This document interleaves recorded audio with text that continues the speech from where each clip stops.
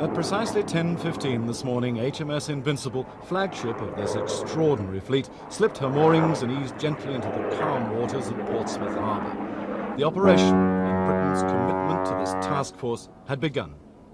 She looked sharp and trim, as a flagship should, as her tugs helped her towards the narrow entrance of the harbour, wearing her 19,000 tons, carrying her 1,000 men and her deadly hardware with an easy pride. In the naval base, they'd worked all night to get her ready, loading ammunition by floodlight, securing the extra complement of Harrier jump jets. Portsmouth, Pompey of tradition, had turned out in force the loved ones of these men. Others had another form of combat.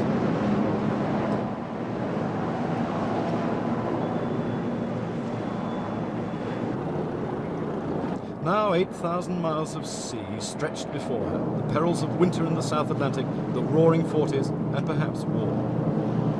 At last she was clear away, into the haze of the Solent.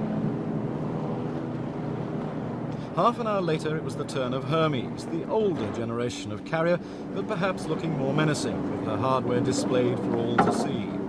Hermes, not to put too fine a point on it, was overloaded. She had twice her normal complement of Harriers, 12 instead of 6. These and the Sea King helicopters covered every inch of deck space. Once at sea, these would be stored below decks.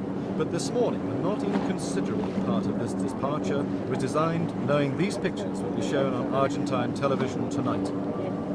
It was astonishing to think that up to last night she was covered in scaffolding and had a wonky engine.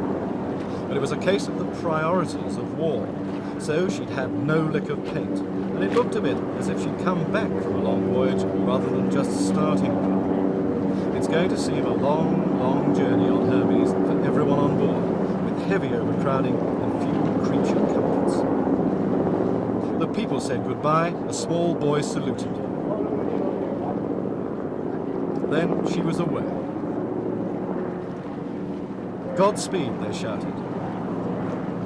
And then, more softly, come back safely.